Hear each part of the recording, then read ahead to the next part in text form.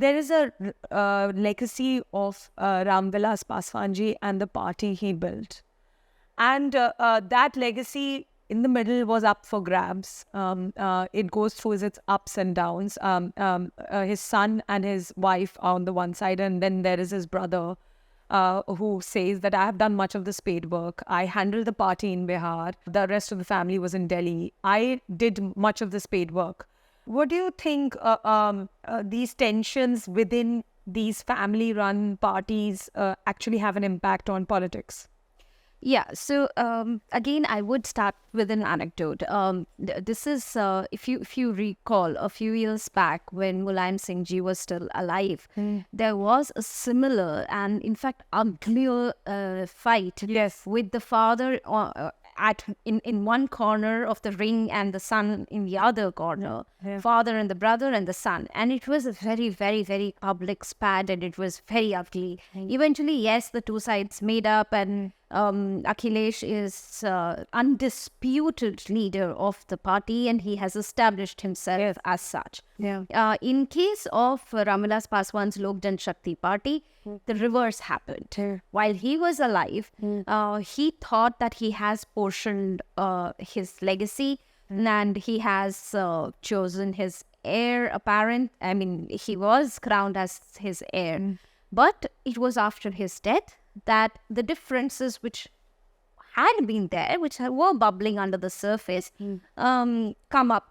And we see a very ugly split in the party, very, very public spat, each of them calling names and all of that. And they have still not come to, they've not been resolved. And in this election, we saw BJP sort of playing the arbitrator. Although there is a buzz that BJP could have been the force behind splitting them in the first place, and sort of we'll not go into the realm of speculation. But the BJP sort of playing the arbitrator said that Chirag is still, he holds the legacy, and therefore the seat of Hajipur, which Ramvilas Paswanji has won multiple times in the past, Chirag is contesting Lok Sabha elections from there. But obviously, Chirag is a different political animal from his father. While Ramvilas Paswan always centered his politics around Dalit issues right from the beginning. It's a question whether he was enough Ambedkarite or not, or you could have different brands of Dalit politics. That's all right. Yes. But Chirag, if you were to hear his speeches and remarks, he says, I don't believe in this caste divisions. I don't believe in this.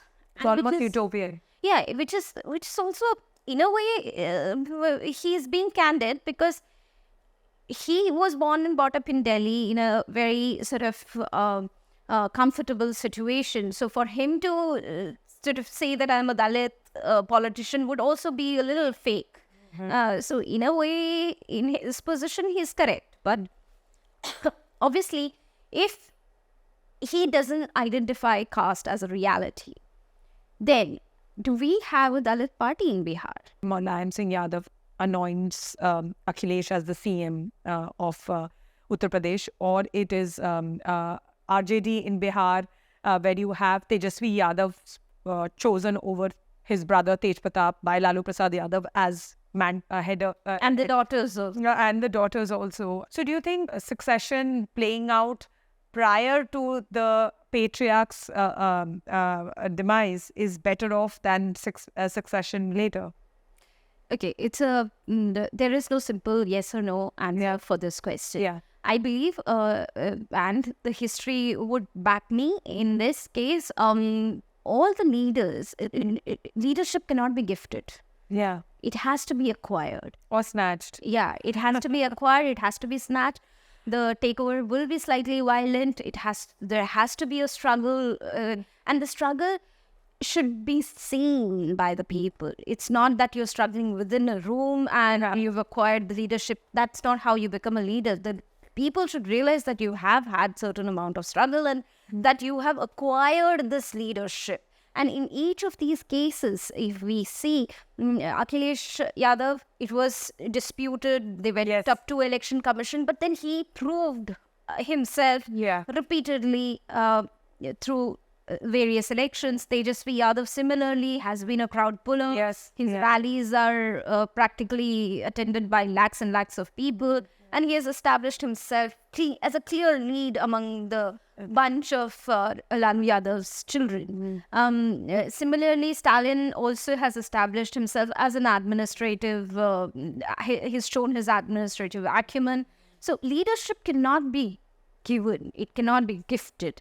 So whether the succession happens while the leader is alive or whether it happens later, whoever takes over has to show structure.